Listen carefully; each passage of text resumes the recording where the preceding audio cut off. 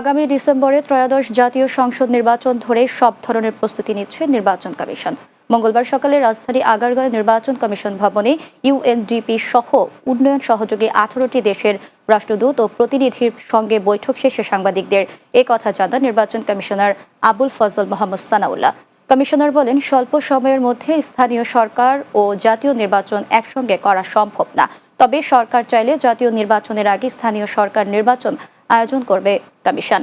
এ সময় বাংলাদেশি ইউএনডিপির আবাসিক প্রতিনিধি স্টেফান লিলার বলেন, তারা নির্বাচন কমিশনকে একটি অবাধ ও সুষ্ঠু নির্বাচন পরিচালনায় সহায়তা করছেন।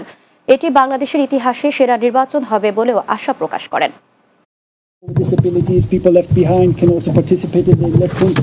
আমরা একটি অবাধ সুষ্ঠু নির্বাচন অনুষ্ঠানের জন্য নির্বাচন কমিশনকে সমর্থন করছি।